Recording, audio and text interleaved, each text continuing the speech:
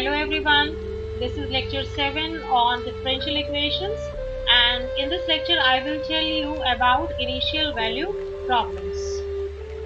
First, I will tell you that how can we define an initial value problem mathematically.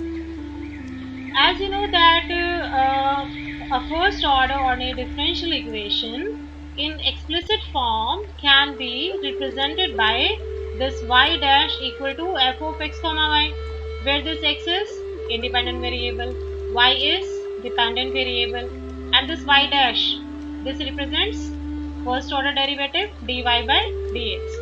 Now if I impose an initial condition y of x naught equal to y naught on this differential equation, then these two equations together are known as the initial value problem, right? So here we have introduced the concept of this initial condition. So now I will tell you that how can we interpret mathematically this initial condition, right?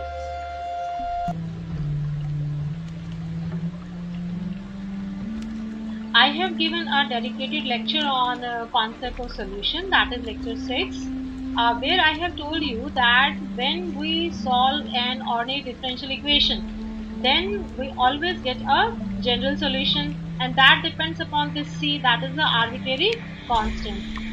It can have any value, any real value, right? Now, if I impose an initial condition y of x naught equal to y naught on that ordinary differential equation, then we'll find out a specific value of this arbitrary constant, and thus we'll get the unique solution, or you can say a particular solution for that differential equation. So this is the mathematical interpretation of this initial condition, right? Now let us see that what is the geometrical interpretation of this initial condition. In my lecture 6 on concept of solutions, मैंने आपको detail में बताया है कि solution curves का meaning क्या है, क्योंकि जब भी हम किसी ऑर्डिनरी डिफरेंशियल इक्वेशन को सॉल्व करते हैं तो जो हमें जनरल सॉल्यूशन मिलता है उसे हम सॉल्यूशन कर्व्स की फॉर्म में रिप्रेजेंट करते हैं, राइट? तो किसी भी ऑर्डिनरी डिफरेंशियल इक्वेशन के सॉल्यूशन में हमें बहुत से सॉल्यूशन कर्व्स मिलते हैं, राइट? अब क्या है कि जो हमारी ये इनिशियल वैल्यू प्रॉब्लम है, इसमें क्या है कि इनिशियल कंडीशन गिवन है। अब उस इनिशियल कंडीशन को यूज जब आप करते हैं तो आपको सी की एक पर्टिकुलर वैल्यू मिल जाती है। तो अब मान लीजिए आपको सी की वैल्यू, सपोज जो मैंने यहाँ एग्जाम्पल ये मैंने शो किया है, तो मान लीजिए वहाँ इस उस एग्जाम्पल में जब मैं इनिशियल कंडीशन यूज करती हूँ तो मान लीजिए मुझे सी की वैल्यू मिल जाती है 2। तो मुझे देखना है कि c इक्वल टू 2 के लिए मेरा सॉल्यूशन कर्व क्या है, और जो सॉल्यूशन कर्व है c इक्वल टू 2 के लिए वो है हमें मेरे पास ये स्ट्रेट लाइन। इसका मतलब ये हुआ कि ये जो स्ट्रेट लाइन है, ये जो सॉल्यूशन कर्व मुझे मिला है, this will be corresponding to that initial condition that has been imposed on the differential equation. So this is the geometrical interpretation of initial value problem. यानी हम यहाँ पर क्या करते हैं, geometrically हम जो given family of curves है जो हमें जनरल सॉल्यूशन से मिलता है डिफरेंशियल इक्वेशन की, तो उस फैमिली का वो सॉल्यूशन कर्व जो उस इनिशियल कंडीशन को सेटिस्फाई करे, राइट? उस differential equation as well as उस इनिशियल कंडीशन को सेटिस्फाई करे, that will be the particular solution, or you can say the unique solution of that differential equation, right? चलिए अब हम देख सकते हैं कि डेफिनेशन क्या बनती है, फॉर्मल डेफिनेशन क्या बनती है हमारी इनिशियल वैल्यू प्रॉब्लम की। और ये प्रॉब्लम गिवन है एडवांस्ड इंजीनियरिंग मैथमेटिक्स बुक में पेज नंबर 6 पर, and this book has been written by Erwin Kreyszig, very good book. So what is the definition? That an ordinary differential equation together with an initial condition is known as an initial value problem. Right? I think now this is clear. चलिए अब एक example लेते हैं समझने के लिए। Problem है कि हमें ये इनिशियल वैल्यू प्रॉब्लम सॉल्व करनी है जिसमें डिफरेंशियल इक्वेशन है y dash equal to 3y और इनिशियल कंडीशन है y of 0 equal to 5.7. Okay, so how to solve this initial value problem? We'll use the abbreviation IVP for initial value problem. So हमने differential equation को हमने number 1 दे दिया, initial condition को हमने number 2 दे दिया.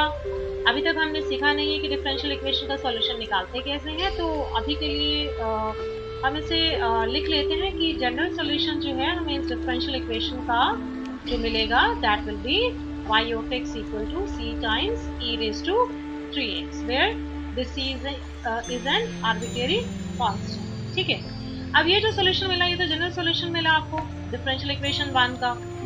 अब हमें क्या करना है, हमें ये इनिशियल कंडीशन जो सेकंड है, इनिशियल कंडीशन सेकंड, वो हमें यूज करनी है इस जनरल सॉल्यूशन में और इसमें से वो पर्टिकुलर सॉल्यूशन हमें फाइंड आउट करना है जो इस कंडीशन को सेटिस्फाई करे.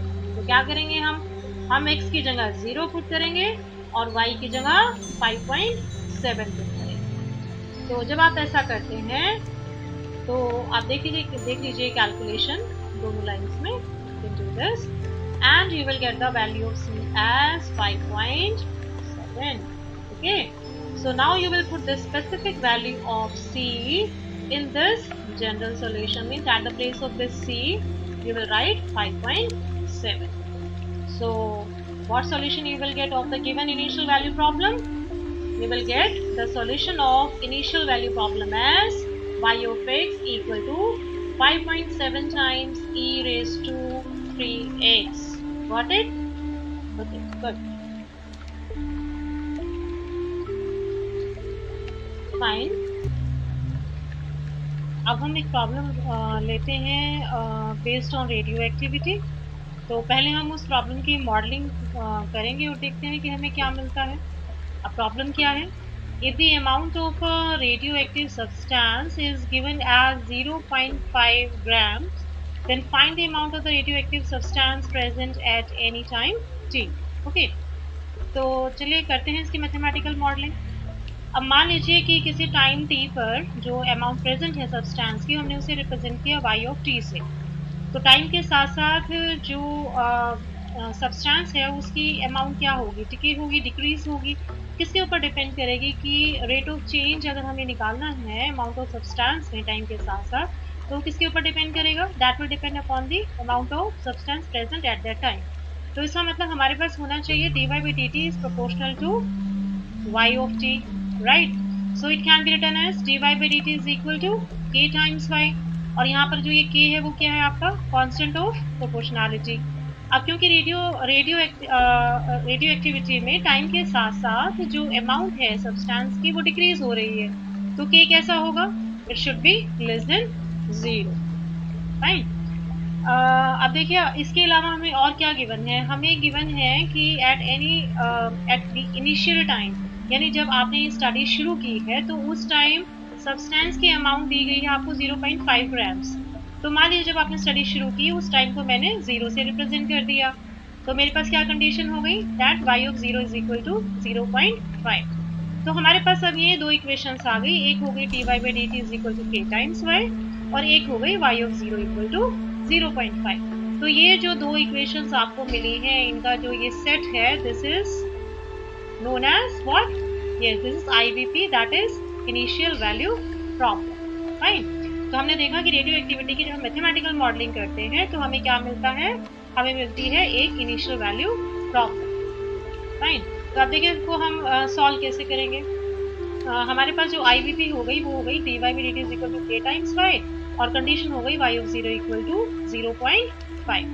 अभी क्योंकि हमने सॉल्यूशन नहीं सीखा है डिफरेंशियल इक्वेशन का, तो अभी के लिए मैं जनरल सॉल्यूशन में डायरेक्ट यहाँ पर ले लिया y of t is equal to c times e raised to kt और c जो है वो क्या हो गया आपका आर्बिट्रेरी कांस्टेंट हो गया. फाइन.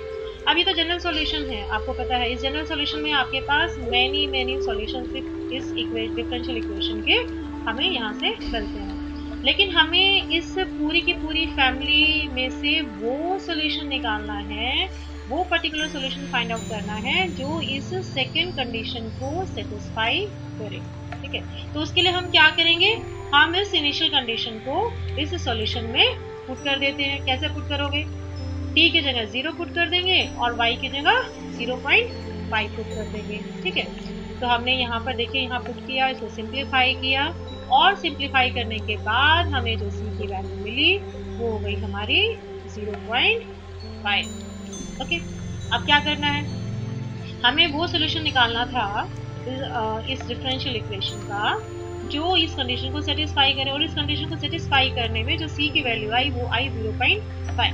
तो आप जो ये c की वैल्यू है आप इस जनरल सॉल्यूशन में पुट कर दीजिए, यहाँ पर ये c की वैल्यू पुट कर दीजिए। तो आपको क्या सॉल्यूशन मिलेगा इसका, you will get that a particular solution of the given problem which is related to radioactivity is y of t is equal to 0.5 times e raised to k times g.